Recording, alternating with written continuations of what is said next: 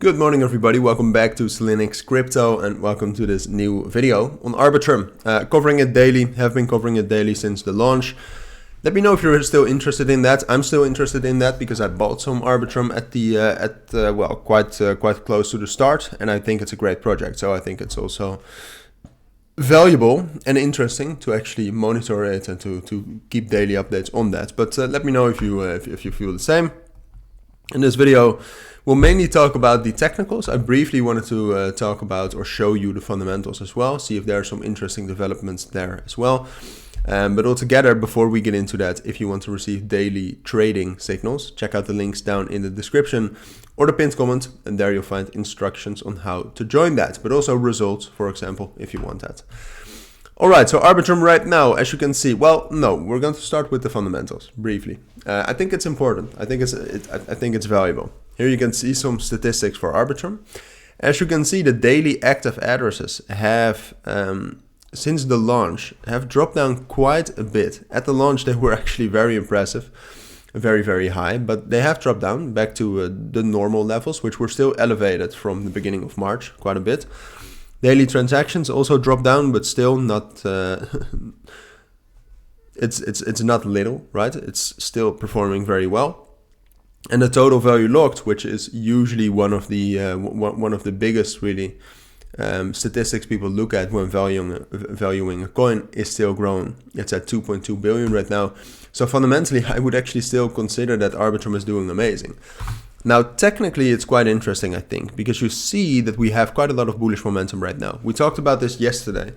I said at some point we're going to start forming higher lows, and then we're going to get some sort of a rally or a breakout. And what you can see here is that we have been forming higher lows in this kind of like a cup, which I don't use that. I don't really use that formation, but that's just the shape. So right now, when I did the analysis, what I thought, and I actually haven't put it on the chart yet, but what I thought is that the most important level we need to break above right now is not the 236 VIP right here around 1.25, which also is some sort of a psychological resistance level and the trend line. No, the most important level I think is really this key level at 1.27. Alright, and we're trying to break above that right now. I'm analyzing on a 30-minute time frame, which is not ideal, but I think most people that are analyzing Arbitrum right now are either doing that or the 15-minute time frame, and that doesn't matter that much. So I actually think that we will be able to break above 1.27, but then the big question remains that we have this major support at 1.32, 1.31, which is even stronger than 1.27. I think 1.27 is not that hard to break. At 1.31, 1.32 is a different story. So from there, we will find resistance, I think. And then the big question is can we hold 1.27? All right, so that's going to be the big test. The first test is going to be if we can break above 1.27, but I'm kind of assuming that. If that doesn't happen, we will just drop down to 1.2, and we'll try again to break above that, I think. But all right, let's stick with this scenario. Excuse me.